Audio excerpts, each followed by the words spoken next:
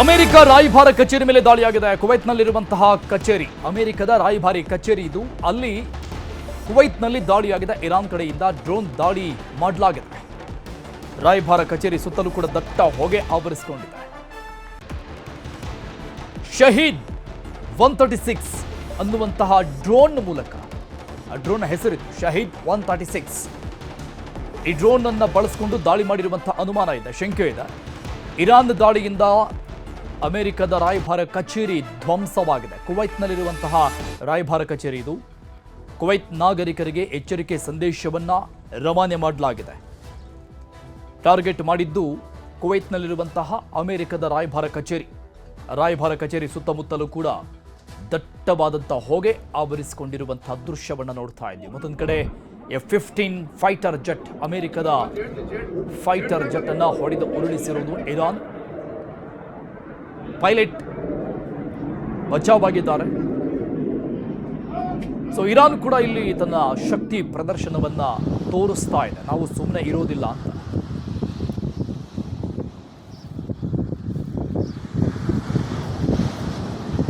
ಈ ಬಗ್ಗೆ ಮಾತನಾಡೋದಕ್ಕೆ ಗ್ರೂಪ್ ಕ್ಯಾಪ್ಟನ್ ಗಣೇಶ್ ರವಿಕುಮಾರ್, ನಿವೃತ್ತ ಏರ್ಫೋರ್ಸ್ ಅಧಿಕಾರಿ, ನಮ್ಮ ಜೊತೆ ಲೈವ್ ನಲ್ಲಿ ಜಾಯ್ನ್ ಆಗ್ತಾ ಇದ್ದಾರೆ. ಸರ್ ನಮಸ್ಕಾರ. ನಮಸ್ಕಾರ ಇವರೇ, ಎಲ್ರಿಗೂ ನಮಸ್ಕಾರ. ನಮಸ್ತೆ ಸರ್. ಸರ್ ಇದು ತುಂಬಾ ಕಾಸ್ ಆಗುವಂತ ರೀತಿಯಲ್ಲಿ ಕಾಣಿಸ್ತಾ ಇದೆ. ನಾವು ನಿನ್ನೆಯಿಂದ ಹೇಳ್ತಾ ಇದ್ವಿ, ಇಷ್ಟೆಲ್ಲ ಅಟ್ಯಾಕ್ಸ್ಗಳು ಆಗ್ತಾ ಇದೆ. ರಷ್ಯಾ ಉಕ್ರೇನ್ ವಾರ್ ಶುರುವಾದಾಗಲೂ ಕೂಡ ಇಂಥದ್ದೇ ಟಾಕ್ ಇತ್ತು. ಇದೇನಾದರೂ ಮೂರನೇ ವರ್ಲ್ಡ್ ವಾರ್ಗೆ ಮುನ್ನುಡಿ ಬರೆದು ಬಿಡುತ್ತಾ ಅನ್ನುವಂಥ ಟಾಕ್ಗಳಿತ್ತು. ಬಟ್ ಈಗ ಅದು ಮತ್ತೆ ಮುನ್ನೆಲೆಗೆ ಬಂದಿದೆ. ಬಟ್ ನಿನ್ನೆವರೆಗೂ ಕೂಡ ಇಲ್ಲ ಅನ್ನುವಂಥ ಆನ್ಸರ್ಸ್ಗಳು ಎಕ್ಸ್ಪರ್ಟ್ಸ್ಗಳಿಂದ ಬರ್ತಾ ಇತ್ತು. ನೀವು ಹೇಗೆ ನೋಡ್ತೀರಿ ಇದನ್ನ ಇವತ್ತಿನ ಬೆಳವಣಿಗೆ ಆದ್ಮೇಲೆ? ನನ್ ಕೇಳಿದ್ರೆ ಇದು ವರ್ಲ್ಡ್ ವಾರ್ 3 ಹೋಗೋ ಸ್ಟೇಜ್ ಗಂತ ಇಲ್ಲ ಇದು. ಈಗ ಇರಾನ್ ನಾವು ನೋಡಿದ್ರೆ ಹೊಡೆತ ಬಿದ್ದಿದ್ರು ದೇಶ ಅದು ಈಗ ಸದ್ಯಕ್ಕೆ. ಮತ್ತೆ ಅವ್ರ ಹತ್ರ ಇರೋ ಕೇಪಬಿಲಿಟಿ ಎಲ್ಲ ನೋಡಿದ್ರೆ ಆತರ ಸ್ಟೇಜ್ಗೆ ಎಸ್ಕಲೇಟ್ ಮಾಡಕ್ ತುಂಬಾ ಕಷ್ಟ. ಸೊ ಇದು they already gone down. It is as good as US and Israel ಅವರು ಗೆದ್ದೋಗಿರೋಂತ ಯುದ್ಧ ಇದು ಆಸ್ ಆಫ್ ನೌ.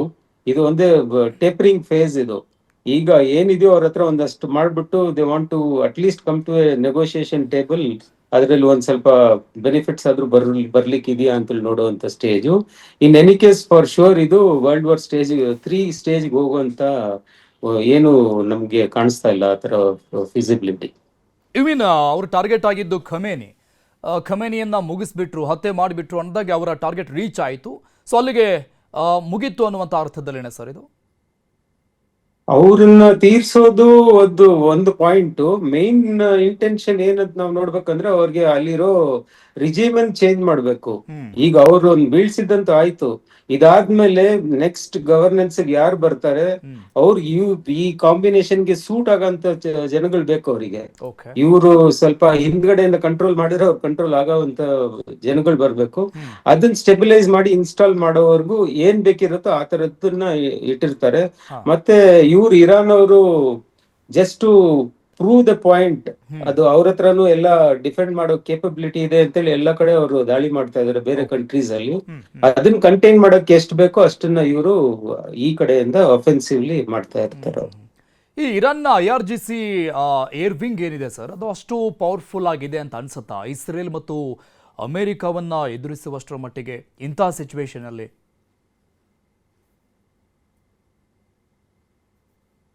ಆತರ ಏನ್ ಕಂಪ್ಯಾರಿಸನ್ ಇಲ್ಲ ಇರಾನ್ ಹತ್ರ. ಅವ್ರ ಹತ್ರ ಈಗ ಪ್ರೆಸೆಂಟ್ ಇರೋ ಸ್ಟ್ರೆಂತ್ ಏನಂದ್ರೆ ಇದು ಕನ್ವೆನ್ಷನಲ್ ಮಿಸೈಲ್ಸ್ ಮತ್ತೆ ಡ್ರೋನ್ಸ್ ಅಷ್ಟೇ. ಈಗ ಹೈಟೆಕ್ ಏರ್ ಕ್ರಾಫ್ಟ್ ಮತ್ತೆ ಏರ್ ಡಿಫೆನ್ಸ್ ಸಿಸ್ಟಮ್ ಅದೆಲ್ಲ ನೋಡಿದ್ರೆ ಎಲ್ಲಿಗೂ ಕಂಪ್ಯಾರಿಸನ್ ಇಲ್ವೇ ಇಲ್ಲ. ಅವರು ಇನ್ಫ್ಯಾಕ್ಟ್ ಭಾರತದ ಜೊತೆಗೂ ಕಂಪ್ಯಾರಿಸನ್ ಬರಲ್ಲ ಇರಾನ್ ಹತ್ರ ಇರೋ ಅಸೆಟ್ಸ್. ಈಗ ಸದ್ಯಕ್ ನೋಡಿದ್ರೆ ಅವ್ರದ್ದು ಏರ್ ಡಿಫೆನ್ಸ್ ಅಂತ ಇರೋ ಏನು ಹೆಸರೇ ಇಲ್ಲ ಅಲ್ಲಿ. ಇವ್ರ ಏರ್ ಕ್ರಾಫ್ಟ್ಸ್ ಎಲ್ಲಿ ಬೇಕಿದ್ರು ಹೋಗ್ತಾ ಇದೆ ಇರಾನ್ ಅಲ್ಲಿ. ಯಾವ ಕಾರ್ನರ್ ಬೇಕಿದ್ರು ಹೋಗ್ಬೋದು, ಹೆಂಗ್ ಬೇಕಿದ್ರು ಅವರು ದಾಳಿ ಮಾಡ್ಬೋದು ಮತ್ತೆ ವಾಪಸ್ ಬರ್ಬೋದು ಸೇಫ್ ಆಗಿ. So that's no comparison at all. ಅವ್ರ ಹತ್ರ ಇರೋ ಅಸೆಟ್ಸ್ ಏನ್ ಪ್ರೆಸೆಂಟ್ಲಿ ಅಂದ್ರೆ ಈ ಬ್ಯಾಲಿಸ್ಟಿಕ್ ಮಿಸೈಲ್ಸ್, ಹೈಪರ್ಸೋನಿಕ್ ಮಿಸೈಲ್ಸ್ ಇದೆ, which can cause lot of damage if they are launched and then reach the target. ಆ ತರದ್ದು. ಸೊ ಅದಕ್ಕೆ ಸಾಕ್ಷಿನೇ ಅವ್ರ ಹತ್ರ ಡಿಫೆನ್ಸಿವ್ ಸಿಸ್ಟಮ್ ಇಲ್ಲ ಅನ್ನೋದಕ್ಕೆ ಖಮೇನಿಯ ಹತ್ಯೆ. ಟೆಹರಾನ್ನಲ್ಲಿರುವಂತಹ ಸಿಟಿ ಒಳಗಡೆ ಬಂದು ಬ್ಯಾಲಿಸ್ಟಿನ್ ಕ್ಷಿಪಣಿ ಬಂದು ಹೊಡೆದು ಹಾಕುತ್ತೆ ಅಂದರೆ, ಸೊ ಅಲ್ಲಿಗೆ ಗೊತ್ತಾಗ್ಬಿಡುತ್ತೆ ಡಿಫೆನ್ಸಿವ್ ಸಿಸ್ಟಮ್ ಎಷ್ಟರ ಮಟ್ಟಿಗೆ ಇತ್ತು ಅನ್ನೋದು. ಹೌದೌದು, ಕರೆಕ್ಟ್ ಆಗಿ ನೀವ್ ಹೇಳಿದ್ದು ಅದೇ. ಅವರು ಇಲ್ಲಿ ಮಾತ್ರ ಅಲ್ಲ, ಆ HQ9 ಸಿಸ್ಟಮ್ ಅಂತ ಇವ್ರು ಬೇರೆ ಯೂಸ್ ಮಾಡ್ತಾ ಇದ್ರು. ಮುಂಚೆ ಪಾಕಿಸ್ತಾನಲ್ಲಿ ಯೂಸ್ ಮಾಡಿದ್ದು ಸಿಸ್ಟಮ್ ಅದೇ ಇದ್ದಿದ್ದು. Hmm so that is not a proven system ಅಂತೇಳಿ ಎರಡ್ ಕಡೆ ಗೊತ್ತಾಗಿದೆ. ಹ್ಮ್ ಇನಿಷಿಯಲಿ ಅವ್ರು ಜಾಮ್ ಮಾಡಿ ಅದನ್ನೆಲ್ಲ ತೆಗೆದ್ಬಿಟ್ಟಿದ್ದಾರೆ. Once those defences are not there, ನಮ್ಗೆ ಓಪನ್ ಫುಟ್ಬಾಲ್ ಫೀಲ್ಡ್ ತರ ನಾವ್ ಎಲ್ಲಿ ಬೇಕಿದ್ರು ಹೋಗ್ಬಿಟ್ಟು ಆಟ ಆಡ್ಬಿಟ್ಟು ಬರ್ಬೋದು. ಆತರ ಸ್ಟೇಜ್ ಅಲ್ಲಿ ಇದ್ದಾರೆ ಇಸ್ರೇಲ್ ಮತ್ತೆ US. ಹ್ಮ್ ಹ್ಮ್ ಹ್ಮ್ ವರ್ಲ್ಡ್ ಅಲ್ಲಿ ಸ್ಟ್ರಾಂಗೆಸ್ಟ್ ಅಲ್ವಾ ಸರ್? 3000 ಸಮಥಿಂಗ್ ಏರ್ ಫೋರ್ಸ್ ಅನ್ನು ಹೊಂದಿರುವಂಥದ್ದು USA. ಆಬ್ವಿಯಸ್ಲಿ ಸೆಕೆಂಡ್ ಸ್ಥಾನದಲ್ಲಿರುವಂಥದ್ದೇ ಒಂದಿಷ್ಟು ಕೆಳ ಹಂತದಲ್ಲಿ. ಅದಕ್ಕೆ ಕಂಪ್ಯಾರಿಸನ್ಗೆ ಮತ್ತು ಅತ್ಯಾಧುನಿಕ ಶಸ್ತ್ರಾಸ್ತ್ರಗಳನ್ನು ಹೊಂದಿದ್ದು ಇಸ್ರೇಲ್ ಕೂಡ. ಸೊ ನೀವು ಹೇಳ್ದಂಗೆ ಕಂಪ್ಯಾರಿಸನ್ ಆಗಲ್ಲ. ಹೀಗಿದ್ರೂ ಕೂಡ ಒಂದಿಷ್ಟು ಟ್ವೀಟ್ಗಳನ್ನು ನೋಡ್ತಾ ಇದ್ದೀವಿ ನಾವು ಅಲ್ಲಿ ಇರಾನ್ ಕಡೆಯಿಂದ. ನಾವು ಕೂಡ ಸುಮ್ಮನೆ ಇರೋದಿಲ್ಲ, ನಾವು ಸ್ಟಾರ್ಟ್ ಮಾಡಿಲ್ಲ, ಇನ್ನೂ ಸ್ಟಾರ್ಟ್ ಮಾಡ್ತೀವಿ ಅಂತ. ಸೊ ಅದನ್ನು ಹೇಗೆ ನೋಡ್ತೀರಿ ನೀವು? ಅದೇ, ಈಗ ಸೋಲು ಮನುಷ್ಯ ಸ್ಟ್ರೇಟ್ ಫಾರ್ವರ್ಡ್ ಸೋಲು ಒಪ್ಕೊಳ್ಳಲ್ಲ ಅಲ್ವಾ. ಅವನ ಹತ್ರ ಇರೋದನ್ನೆಲ್ಲ ಲಾಸ್ಟ್ ವರ್ಗು ಮುಂಚೆ ಎಷ್ಟು ಮಾಡ್ಬೋದು ಅಂತೇಳಿ ರಿಯಾಕ್ಟ್ ಮಾಡ್ಕೊಂಡು ಇದ್ ಮಾಡ್ತಾನೆ. ಸೊ ಇದೆಲ್ಲ ಒಂಥರ ನಾವು ಹೇಳ್ಕೊಳ್ಳೋ ತರ ಇದು ರೆಟರಿಕ್ ತರ, but it has no substance actually. Okay. No substance ಅಂದ್ರೆ ಅವ್ರ ಹತ್ರ ಕೇಪಬಿಲಿಟಿ ಇರ್ಬೇಕಲ್ವಾ. ಸದ್ಯಕ್ಕಿಲ್ಲ, ಮತ್ತೆ ಮುಂದೆ ಅಂತೂ ಡೌಟ್ಫುಲ್. ಅದನ್ನ ಕಟ್ ಮಾಡ್ಬೇಕು ಅಂತಾನೆ ಇವ್ರು ಇದನ್ನ ಮಾಡ್ತಾ ಇದ್ದಿದ್ದು. They didn't want Iran to further progress on the nuclear ladder. ಈಗ ಅವ್ರ ಹತ್ರ ಇರೋದನ್ನೇ ಕಟ್ ಮಾಡಿ ಮುಂದೆ ಅದನ್ನ ಸ್ನಪ್ ಮಾಡಿ ಇಡಬೇಕು ಅಂತ ಹೇಳಿ. ಮತ್ತೆ ಆ ಫುಲ್ ಮಿಡಲ್ ಈಸ್ಟ್ ರೀಜನ್ಗೆ ಒಂಥರ ಟ್ರಬಲ್ ಕ್ರಿಯೇಟರ್ಸ್ ತರ ಎವಾಲ್ವ್ ಆಗ್ತಾ ಇತ್ತು ಇರಾನ್. ಓಕೆ. ಅದನ್ನ ಕ್ಲೋಸ್ ಮಾಡ್ಬೇಕು ಅಂತೇಳಿ ಇವ್ರು ಮಾಡಿರೋದು. ಸೊ ನೀವು ಏರ್ ಅಸೆಟ್ಸ್ ಅಂತ ಇಲ್ಲ, ಏರ್ ಇರ್ಲಿ, ನೇವಿ ಇರ್ಲಿ, ಮತ್ತೆ ಲ್ಯಾಂಡ್ ಅಸೆಟ್ಸ್ ಯಾವ್ದ್ರಲ್ಲೂ ಕಂಪ್ಯಾರಿಸನ್ ಇಲ್ಲ ಅವ್ರದ್ದು. ಓಕೆ, ಹೋಲ್ಡ್ ಆನ್ ಸರ್, ಮತ್ತೆ ಅಪ್ಡೇಟ್ಸ್ ಪಡಿತೀನಿ ನಿಮ್ಮಿಂದ, ಮಾತನಾಡ್ತಾ ಹೋಗ್ತೀನಿ. ಸೌದಿ ಅರೇಬಿಯಾ ಮೇಲೆ ಇರಾನ್ ಅಟ್ಯಾಕ್ ಮಾಡ್ತಾ ಇದೆ. ಅರಾಮ್ಕೋ ತೈಲ ಘಟಕದ ಮೇಲೆ ಡ್ರೋನ್ ದಾಳಿಯಾಗಿದೆ. ಸೌದಿ ಅರೇಬಿಯಾದ ಪ್ರಮುಖ ಇಂಧನ ಕೇಂದ್ರ ಇದು. ಅರಾಮ್ಕೋ ತೈಲ ಘಟಕದ ಮೇಲೆ ಡ್ರೋನ್ ದಾಳಿ ಮಾಡಿದೆ ಇರಾನ್. ಸೌದಿ ಅರೇಬಿಯಾದ ಪ್ರಮುಖ ಇಂಧನ ಕೇಂದ್ರ ಶಸರಾಸ್ ತನುರಾದಲ್ಲಿರುವಂತಹ ಅರಾಮ್ಕೋ ತೈಲ ಘಟಕ ಹೊತ್ತಿ ಉರಿತಾ ಇದೆ. ತೈಲವನ್ನ ಸಂಸ್ಕರಣೆ ಮಾಡಿ ಇಟ್ಟಿರುವಂತಹ ಘಟಕ ಅದು. ಪ್ರಮುಖವಾದಂಥ ಉತ್ಪಾದನಾ ಘಟಕ ಸೌದಿ ಅರೇಬಿಯಾದ. ಸೊ ಅದರ ಮೇಲೆ ಡ್ರೋನ್ ದಾಳಿಯನ್ನು ನಡೆಸಿದ ಇರಾನ್. ಅದು ಹೊತ್ತಿ ಉರಿತಾ ಇದೆ. ಆ ದೃಶ್ಯವನ್ನು ನೋಡ್ತಾ ಇದ್ದೀವಿ. ಮತ್ತೊಂದು ಕಡೆ ಇರಾನ್ ಟಾರ್ಗೆಟ್ ಮಾಡಿದೆ ಸೌದಿ ಅರೇಬಿಯಾದಲ್ಲಿರುವಂತಹ ಪ್ರಮುಖವಾದಂಥ ತೈಲೋತ್ಪಾದನಾ ಘಟಕ ಶಸರಾಸ್ ತನುರಾದಲ್ಲಿರುವಂತಹ ಅರಾಮ್ಕೋ ತೈಲ ಘಟಕ ಇದೆ. ಓಕೆ, ಎಕ್ಸ್ಪರ್ಟ್ ಗಣೇಶ್ ಅವರು ಮತ್ತೆ ಲೈವ್ನಲ್ಲಿ ಕನೆಕ್ಟ್ ಆಗ್ತಾ ಇದ್ದಾರೆ. ಸರ್, ಈಗ ಮತ್ತೊಂದು ಅಪ್ಡೇಟ್ಸ್ ನೋಡ್ತಾ ಇದ್ದೀವಿ ನಾವು. ಸೌದಿ ಅರೇಬಿಯಾದಲ್ಲಿರುವಂತಹ ತೈಲ ಘಟಕದ ಮೇಲೆ ಇರಾನ್ ದಾಳಿ ಮಾಡಿದೆ ಅಂತ. ಸೊ ಅಲ್ಲಿ ಯಾಕೆ ಹೋಯಿತು ಅನ್ನೋದು ಸಹಜ ಪ್ರಶ್ನೆ ಇರುತ್ತೆ. ಇಸ್ರೇಲ್ ಮೇಲೆ ಅಥವಾ ಅಮೆರಿಕ ಮೇಲೆ ದಾಳಿ ಮಾಡುವಂಥದ್ದು, ಸೌದಿ ಅರೇಬಿಯಾದ ಮೇಲೆ ಯಾಕೆ ಡ್ರೋನ್ ದಾಳಿ ಮುಂದಾಯಿತು?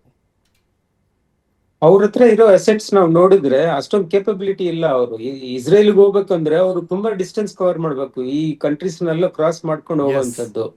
US ಅಂತೂ ಚಾನ್ಸೇ ಇಲ್ಲ ಹೋಗೋದಿಕ್ಕೆ ಅವರು.